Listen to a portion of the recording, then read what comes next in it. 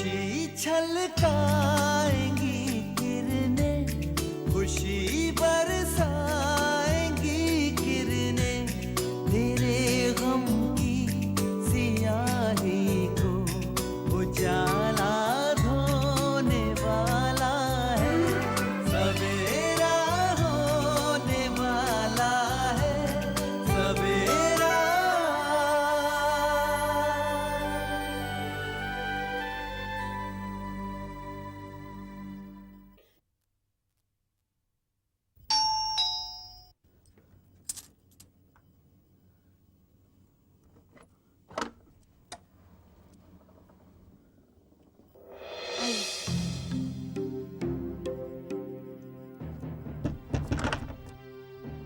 शुक्र है आप आ गए इंस्पेक्टर साहब।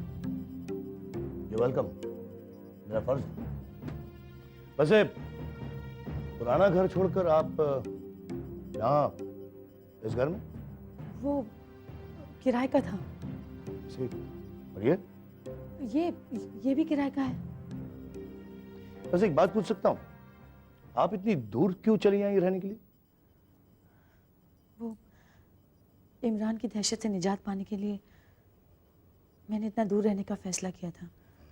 उसने मुझे वहां बहुत परेशान किया था और आज उसने आपके साथ जबरदस्ती करने की कोशिश की और जान से मारने की भी। वो तो मेरी किस्मत अच्छी थी कि मैं अपनी हिफाजत कर सकी, वरना वैसे इमरान इस वक्त है कहाँ? उस कमरे में।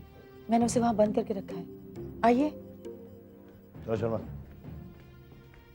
आइए इंस्पेक्टर साहब। या अल्लाह, यहाँ तो कोई भी नहीं है मैडम। लेकिन कहाँ चला गया वो? मैंने उसे यहीं छोड़ा था, इसी कमरे में बंद करके रखा था। मोहतरमा, मैं इसे एक बेहुदा मजाक समझ लूं या आपकी कोई साजिश? क्यों? इंस्पेक्टर साहब, मैं इस किस्म का मजाक आपके साथ कैसे कर सकती हूँ? और साजिश? साजिश कैसी? मेरा यकीन मानिए इंस्पेक्टर साहब, इमरान यहाँ आया था, उसने मेरे से जबरदस्ती करने की कोशिश की और मुझे जान से मार देने की कोशिश की। फिर मैंने उस पर हमला किया और वो बेहोश होकर गिर पड़ा। फिर मैंने उसे इसी कमरे में बंद करके रखा था। प्लीज मेरा यकीन मानिए इंस्पेक्टर साहब, प्लीज।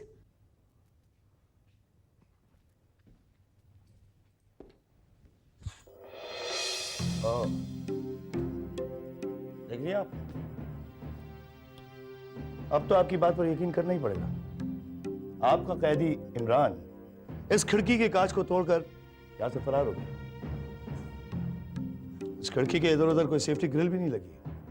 कभी भी कोई भी किसी भी वक्त इस खिड़की के कांच को तोड़कर बाहर से अंदर आ सकता है और अंदर से बाहर भी जा सकता है। It's not safe, I must tell you. आप अकेली लड़की हैं, अकेली रहती हैं ना आप? जी हाँ। वैसे आपने काफी अक्लमंदी और हौसले का काम किया है, मगर अफसोस इमरान यहां से फरार होने में कामयाब हो गया। लगता हमारे आने से पहले उसकी बेहोशी टूट गई होगी। खैर, आपकी बदकिस्मती, बैड लक। चलिए। इंस्पेक्टर साहब, इमरान मेरे लिए बहुत बड़ा खतरा बन चुका है और इस हादसे के बाद तो वो एक जख्मी शेर की तरह घूम रहा होगा। जब तक आप उसे गिरफ्तार नहीं कर लेते, पकड़ नहीं लेते, मैं हिफाजत से नहीं। चोर के घर मोर। जी कुछ नहीं, आप हिफाजत से नहीं, लेकिन मैं इस बात से अच्छी तरह वाकिफ हूं कि आप अपनी हिफाजत करना बखूबी जानती हैं। आपकी हिफाजत करने वाले लोग भी तो हैं। आपने अपनी तमाम जिंदगी की हिफाजत का बंदोबस्त कर लिया है दूसरों की जिंदगी की कीमत पर। क्यों? इंस्पेक्टर घानेकर साहब, मेरी इज्जत, मेरी जान खतरे में है और आप यहाँ पहेलियां बुझा रहे हैं। आपकी इज्जत खतरे में? बहरहाल ये बताइए, आपकी इमरान से क्या दुश्मनी है? वो मुझसे मोहब्बत करता है, मुझसे निकाह करना चाहता है, जबरदस्ती। और जब मैंने इनकार कर दिया, वो मेरा दुश्मन बन गया। वो तो ये भी नहीं चाहता कि मैं फिल्मों में काम करूं और इसीलिए उसने फिल्म प्रोड्यूसर सोहेल सिद्दीकी का कत्ल किया। प्रोड्यूसर सोहेल सिद्दीकी, फिलहाल उनके कत्ल के बारे में मैं कुछ नहीं कहूंगा। जी हाँ, जानती हूं मैं। आपको ये गलतफहमी है कि वो खून मैंने किया है। बहरहाल मैं भी उस सिलसिले में कोई बातचीत नहीं करना चाहती, क्योंकि मैं जानती हूं कि मैं आपका वो शक, आपकी वो गलतफहमी दूर नहीं कर सकती। लेकिन जब अदालत मुझे बाइज्जत बरी कर देगी, तब आपकी वो गलतफहमी दूर हो जाएगी। इंशाअल्लाह। इसीलिए तो आपने खुद को हामिद शाह के हवाले किया। खैर, फिलहाल इस मसले को भी जाने दीजिए। ये बताइए, इमरान की आपकी अम्मी से क्या दुश्मनी थी? वो यही समझता था कि अम्मी की वजह से वो मुझे हासिल नहीं कर सका, और मैंने उसकी मोहब्बत को अम्मी की वजह से ठुकरा दिया। और इसीलिए उसने आपकी अम्मी का कत्ल कर दिया। क्या आपको शक है कि मेरी अम्मी का कत्ल इमरान ने किया? क्यों, आपको नहीं है? जी हाँ, मगर मेरे पास कोई सबूत या सुराग नहीं है। सुराग और सबूत तलाशना हमारा काम है मोहतरमा। खैर, आपका फोन आने से पहले ही हमें इमरान की तलाश थी, क्योंकि महबूब आलम के मुताबिक इमरान ने महबूब के सामने यह कबूल किया है कि उसी ने आपकी अम्मी का कत्ल किया है। हाँ, जरूर किया होगा। क्या कत्ल? नहीं नहीं, कबूल। और इंस्पेक्टर साहब, अब वो मुझे भी मार डालेगा। प्लीज आप कुछ भी करिए, जितनी जल्दी हो सके उसे गिरफ्तार कर लीजिए, प्लीज। उसे कहाँ ढूंढा जाए? क्या आप उसका कोई पता ठिकाना जानते हैं?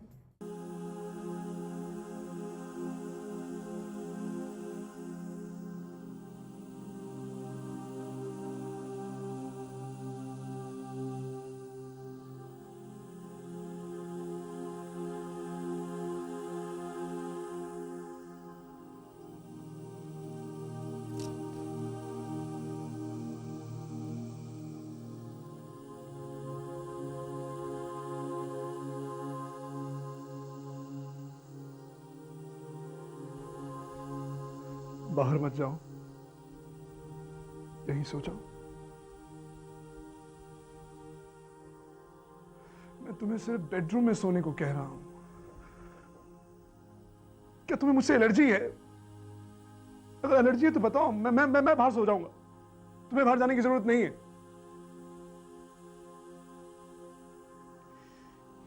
क्या करूं मैं, बताओ क्या करूं? आखिर तुम चाहती क्या हो? नहीं, तुम जो चाहोगी मैं करने को तैयार हूं। खुदकुशी कर लूं मैं, जान दे दूं अपनी, तब तो तुम मुझे माफ कर दोगी ना? शबाना, मेरी तरफ देखो, प्लीज लुक एट मी। मेरी आंखों में देखो। क्या तुम्हें मेरी आंखों में, मेरे चेहरे पर अफसोस की जरा भी झलक नजर नहीं आती? क्या तुम्हें मेरी घुटन, मेरी तड़प नजर नहीं आती शबाना?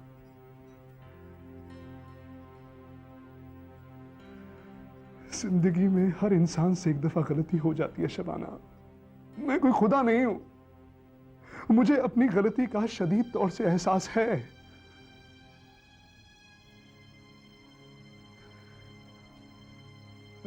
मैं तुम्हारे इस बर्ताव से पागल हो जाऊंगा Shabana. I seriously go mad.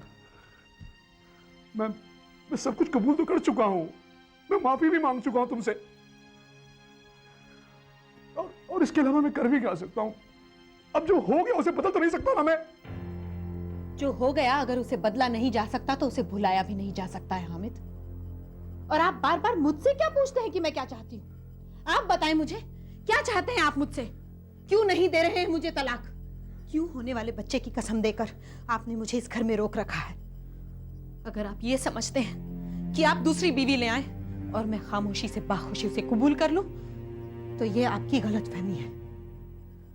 और अगर आप जिंदगी भर उसे इस घर से बाहर अपनी रखैल बनाकर रखना चाहते हैं, तो ये भी मुझे बर्दाश्त नहीं।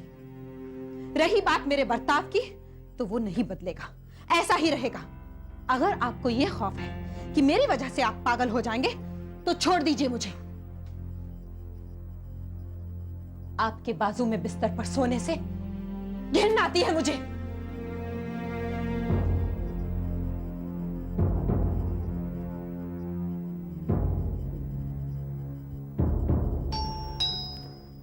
कौन हो सकता है? कहीं इमरान तो नहीं? नहीं, इतनी जल्दी दोबारा वापस आने की हिम्मत वो नहीं करेगा।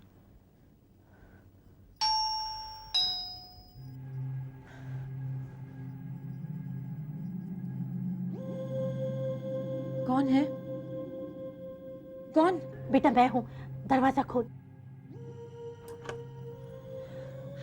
मम्मी।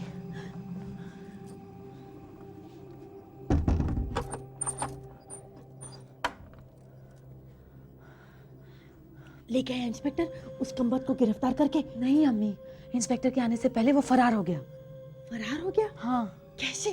वो अंदर वाले कमरे की खिड़की से। बड़ा शातिर दिमाग है कमीना। अगर थोड़ी देर और बेहोश रहता तो हमें निजात मिल जाती उससे। मगर अम्मी फिक्र करने की कोई जरूरत नहीं है। फिलहाल तो वो फरार हो गया है, बच गया, मगर बहुत जल्द हमें उसे निजात मिल जाएगी, क्योंकि इंस्पेक्टर घानेकर को शक हो गया है कि आपका कत्ल इमरान नहीं किया। इंस्पेक्टर घानेकर को इस बात का शक कैसे हुआ? ताज्जुब की बात है, मगर इस बात की इत्तला घानेकर को महबूब ने दी है। महबूब ने? हाँ। लेकिन महबूब को कैसे पता कि मैं? वो तो नहीं मालूम, मगर इंस्पेक्टर घानेकर का ये कहना है कि महबूब ने खुद उन्हें फोन किया और ये कहा कि इमरान ने उसके सामने ये अपना जुर्म कबूल कर लिया है।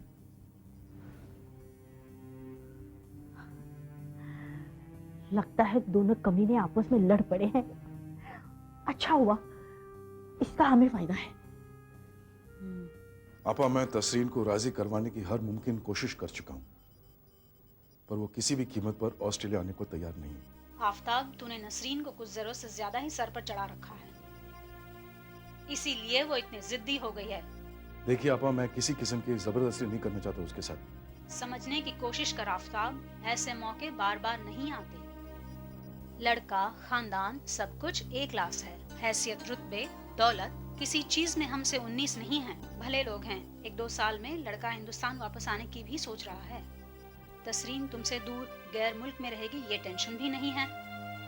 ऑस्ट्रेलिया का कारोबार लड़के के दूसरे भाई संभालेंगे। आपा, इस लड़के या खानदान के बारे में मेरे दिमाग में कोई सवाल, कोई शक नहीं है।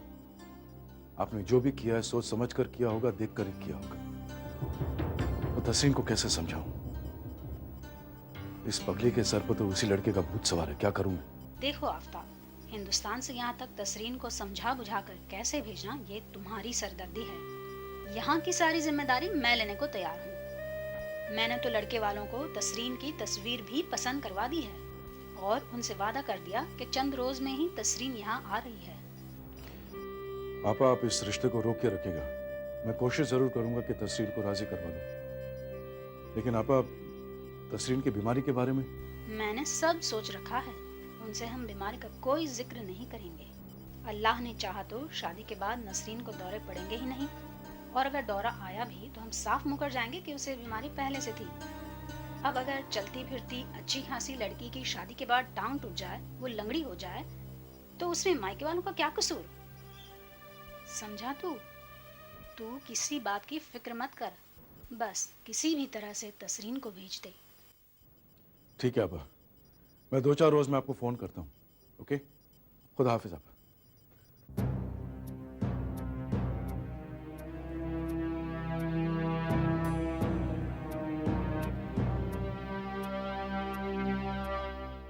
के पास अब्बू, लेकिन आप जानते हैं कि ये मुमकिन नहीं है। किसी और लड़के के साथ मेरा निकाह करवाने का ख्याल आप अपने जहन से निकाल दीजिए अब्बू, बस।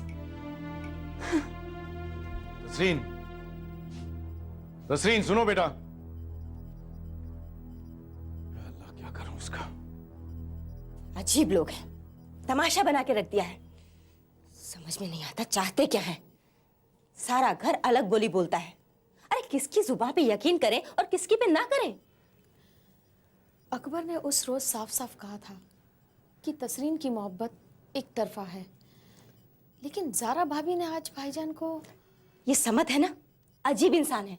उसने मुझे या तुम्हारे अब्बू को इस बारे में कुछ नहीं बताया। अम्मी, भाईजान के लहजे से मुझे ये महसूस होता है कि वो शायद ये चाहते हैं कि मैं खुद इस रिश्ते से इनकार करके अकबर की मुश्किल आसान कर दूं। अरे तो हम कौन सा जबरदस्ती कर रहे हैं उनके साथ? या हाथ जोड़ के बोल रहे हैं नहीं जी नहीं जी? हाँ, हमने तो उनसे रिश्ता तोड़ने का फैसला कर ही लिया था ना। क्यों आया था अकबर हमारे सामने सफाई पेश करने को? और अगर ज़ारा ये समझती है कि समझ से बातचीत करके उसे वो अपने हक में कर लेगी, ताकि अगर अकबर तुमसे निकाह को इनकार कर भी दे, फिर भी ज़ारा और समद का रिश्ता ऐसे ही कायम रहेगा, बहुत गलत फहमी है उसे। अम्मी, अम्मी, आप एक बार फरीदा खाला से साफ साफ बात करें। नहीं बेटे, मुझे नहीं लगता इस मसले पर और बातचीत करने की जरूरत है। हमें उन लोगों से रिश्ता तोड़ ही लेना चाहिए। नहीं अम्मी, ऐसा मत कीजिए। आप मेरे खातिर एक बार फरीदा खाला से बात कीजिए और अपनी तरफ से रिश्ता तोड़ने की बात कभी मत कीजिएगा, क्योंकि मैं नहीं चाहती कि ये रिश्ता टूटे। अम्मी, मेरे लिए बर्दाश्त करना मुश्किल होगा।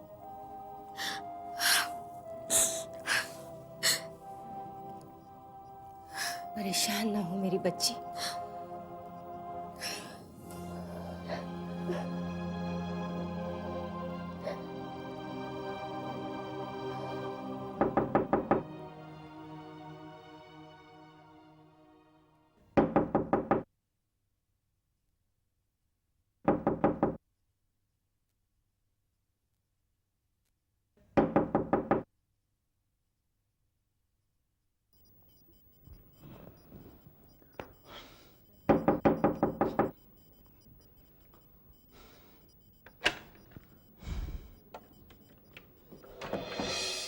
जी कहिए। चल अंदर चल, चल बैठ इधर बैठ।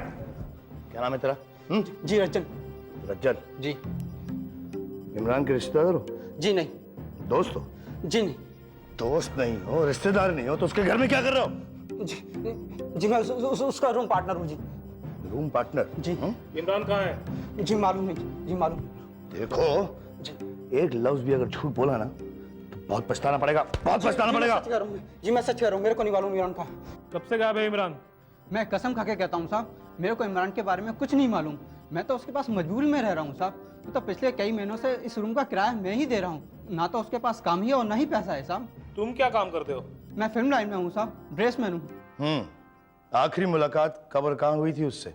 परसों रात वो घर में ही था साहब। उसके बाद मेरी कोई मुलाकात उससे नहीं हुई। और मेरी तो साहब डे नाइट शूटिंग चल रही है साहब। वो कहाँ जाता है, क्या करता है, मुझे कुछ नहीं मालूम साहब, मुझे कुछ नहीं मालूम। चल। देखो, मुजरिम को पनाह देने वाला, उसका साथ देकर कानून की नजरों से बचाने वाला भी कानून की नजरों में मुजरिम होता है, समझे? मुझ पर यकीन कीजिए साहब, मेरे को कुछ नहीं मालूम। मेरा उससे कोई वास्ता नहीं है साहब, मेरे को कुछ नहीं मालूम। मुझे उसका साथी मत समझिए साहब।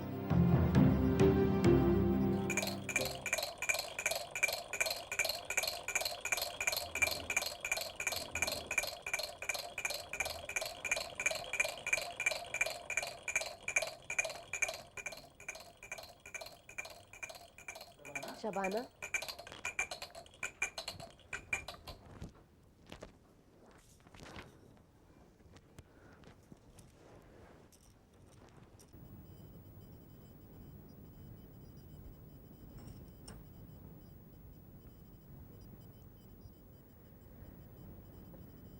मुझे उस दिन तुम पर हाथ नहीं उठाना चाहिए था। शगुफ्ता के सामने तो हरगिज नहीं। मुझे अपनी गलती का एहसास है। हो सके तो मुझे माफ कर देना। इंसान को वक्त और हालात के साथ बदलना चाहिए।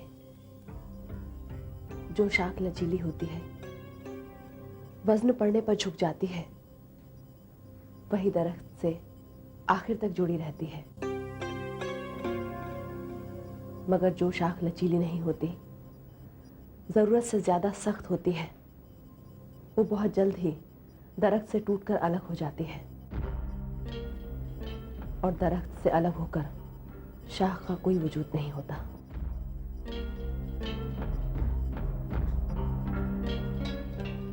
इस नसीहत से क्या मुराद है आपकी? हो सके तो मुझे गलत मत समझना। मैंने हमेशा आपको सही समझा है। शबाना, हर शादीशुदा औरत का पहला फर्ज होता है अपने शौहर की खुशियों का ख्याल रखना, उसकी मर्जी के मुताबिक खुद को ढाल लेना।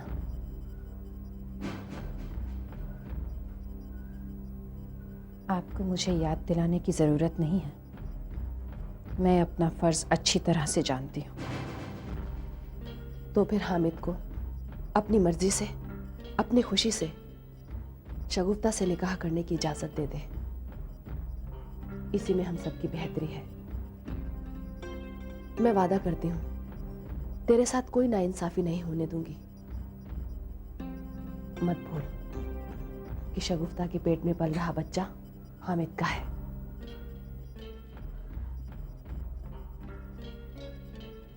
कभी कभी मुझे ऐसा लगता है जैसे आप हामिद की असली नहीं, सौतेली माँ हैं। तुझे ऐसी बातें करते शर्म नहीं आती? आपको भी तो शर्म नहीं आती अम्मी? अपनी औलाद को गलत रास्ते पर धकेलते हुए आपको शर्म आती है? अपने ही बेटे के एक गैर औरत से नाजायज ताल्लुकात को बढ़ावा देने में आपको शर्म महसूस होती है?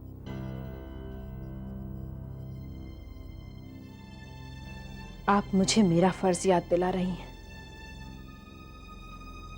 मगर आज तक जो कुछ आपने किया है या अभी भी कर रही हैं, क्या वही एक माँ का फर्ज है? तुझसे तो बात करना ही फिजूल है। और सुन, मुझे सीख देने की कोशिश मत कर। मैं तो तुझे तेरी बेहतरी का रास्ता दिखा रही थी, मगर तेरी आंखों पर तो बेवकूफी और बेअक्ले का पर्दा पड़ा है। तेरी मदद इंसान तो क्या, खुदा भी नहीं कर सकता। और सुन, अगर तूने हामिद को शगुफ्ता से निकाह करने की इजाजत नहीं दी तो तेरा और हामिद का तलाक तय है।